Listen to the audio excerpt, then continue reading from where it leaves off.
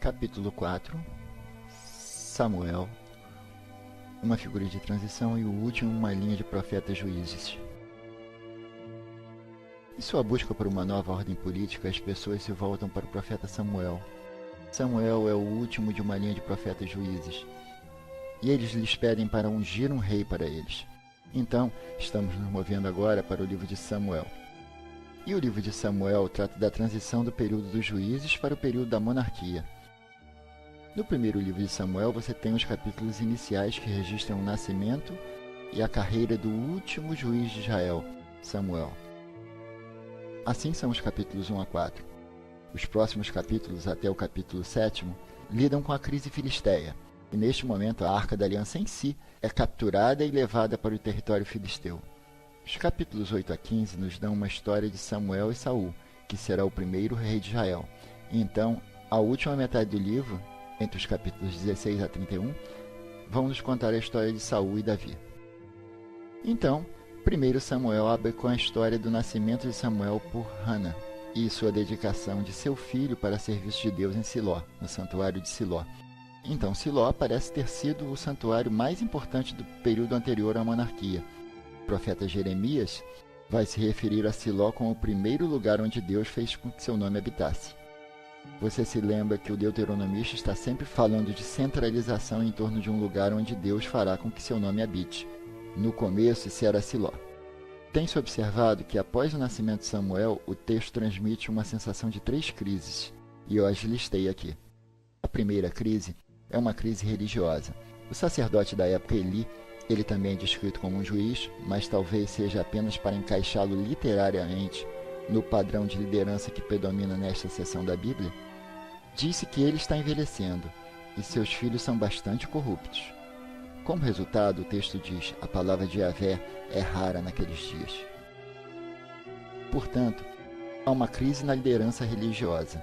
Há também uma crise de liderança política, ou sucessão política em algum grau. Juízes 2 nos diz que os filhos de Eli não são claramente dignos. Eles desonram o sacrifício e, de acordo com a leitura, eles se deitam com as mulheres na porta do santuário. Deus diz que vai cortar o poder da casa de Eli. Seus 2 filhos vão morrer em um dia. E Deus vai encontrar e erguer um sacerdote fiel. Mas, entretanto, nenhum líder é aparente. Portanto, temos uma crise de sucessão, se você quiser chamar assim. A terceira crise é uma crise militar. Em Juízes 4 a 7, os israelitas sofrem uma derrota nas mãos dos filisteus. Em 1 Samuel, eles sofrem derrota nas mãos dos filisteus. A arca é capturada, os 2 filhos de Eli foram mortos e as notícias de tudo isto matam Eli também. Então, quando vimos pela primeira vez Samuel, nos perguntamos: será que ele vai ser a resposta a todas essas crises, a esses problemas? O capítulo 3 diz que a palavra de Deus vem a Israel através de Samuel. Em contraste com a afirmação de que a palavra de Deus era rara naqueles dias, ouvimos dizer que a palavra de Deus está agora chegando a Israel através de Samuel. Isso levanta um pouco a esperança. No capítulo 7, Samuel exorta o povo a parar de servir a deuses estrangeiros. A deuses estrangeiros e a Astarote, ou Ashira, e servir a Deus, e só então Deus os libertará. Assim as pessoas fazem isso, e Samuel os guia. Ele emprega suas táticas militares. Suas táticas militares incluem principalmente oração, confissão e sacrifício. Mas ele consegue levar-os à vitória sobre os filisteus. Deus troveja e os filisteus fogem com medo. Assim, Samuel parece ser a combinação de várias funções de uma pessoa. Ele é um sacerdote, ele está no santuário, ele oferece sacrifícios, ele constrói altares, ele também é um vidente profeta, ele recebe a palavra do Senhor e, como um profeta, ele ungirá reis. E ele também é um juiz no sentido de que ele leva a Israel à vitória militar. Mas ele também percorre um circuito agindo como juiz em um sentido judicial. É dito em toda Israel, mas na verdade a maioria dos lugares que ouvimos falar são dentro dos limites de Benjamim. Portanto, esta história parece ser maioritariamente focada na região do sul, da tribo de Benjamim. Mas mesmo assim, ele não é capaz de fornecer a Israel todo tipo de liderança que o texto sugere ser necessária. A ameaça dos filisteus vai ressurgir, e a crise de sucessão permanecerá, obviamente. E assim, Os representantes das 12 tribos se dirigem juntas a Samuel para pedir um rei. Samuel é, portanto, uma espécie de figura de transição entre Israel, a confederação semidemocrática, e Israel, a nação e a monarquia. Vai ser uma grande transformação, como veremos. Mas ele vai ser quem vai preencher a lacuna para este novo tipo de liderança. Agora, como em Juízes, o relato histórico que temos em 1 Samuel contém muitas contradições, muitas duplicatas.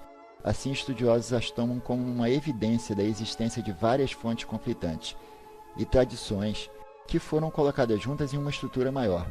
Assim, por exemplo, temos 3 relatos diferentes da escolha de Saul como rei. Temos 2 relatos de ele ser rejeitado, em última instância, por Deus. Temos diversos relatos de como Davi veio a conhecer Saul e como Davi ficou a serviço de Saul. Temos mais de um relato da fuga de Davi para território filisteu e de ele poupando a vida de Saul. Isso acontece por 2 vezes. Por 2 vezes ele tem a oportunidade de matá-lo. Por 2 vezes ele poupa sua vida. E assim por diante. Golias é morto 2 vezes. Apenas em uma dessas ocasiões é por Davi. Na outra ocasião, ele é morto por algum outro herói. Então, o mais importante para nós, no entanto, é a existência de fontes que possuem visões opostas sobre a instituição da realeza. Isto faz com que haja uma estrutura interessante e complicada no livro. Algumas passagens são claramente antimonárquicas e algumas são claramente pró-monárquicas. E eu coloquei aqui as passagens antimonárquicas. 1 Samuel, capítulo 8, há uma passagem em 10, há uma passagem em 12. As passagens pró-monárquicas são imprensadas entre elas, em 9 e 11. Então, você tem essa sequência alternada de anti-pró, anti-pró, anti-pró. 1 Samuel 8 é um exemplo clássico da perspectiva antimonárquica. Samuel está inicialmente se opondo à ideia. Ele aparentemente se ressente da usurpação do seu próprio poder, até que Deus diz: preste atenção à demanda das pessoas em tudo o que te dizem, porque não é você que eles rejeitaram, é a mim que rejeitaram como seu rei. Preste atenção à sua demanda, mas advirta-os solenemente e diga-lhes sobre as práticas de qualquer rei que reinará sobre eles. 1 Samuel, capítulo 8, versículos 7 a 9. E assim Samuel faz isso. Ele faz isso nos versículos 11 a 18. Ele adverte sobre a tirania dos reis, a ganância dos reis, o serviço e o sacrifício que vai exigir das pessoas, a fim de apoiar a sua vida na corte luxuosa e seu grande harém, sua burocracia e seu exército. O dia virá, Samuel avisa, quando vocês chorarão por causa do rei que vocês mesmos escolheram, e o Senhor não vos ouvirá naquele dia. Uma passagem muito antimonárquica. As pessoas não vão ouvi-lo. E eles dizem bastante significativamente: não, nós devemos ter um rei sobre nós, para que possamos ser como todas as outras nações. Deixe que o nosso rei governe sobre nós e saia à nossa frente e lute as nossas batalhas. 1 Samuel, capítulo 8, versículos 19 a 20. Portanto, esta é uma rejeição explícita e ameaçadora, não só de Yahvé, mas a distinção de Israel de outras nações.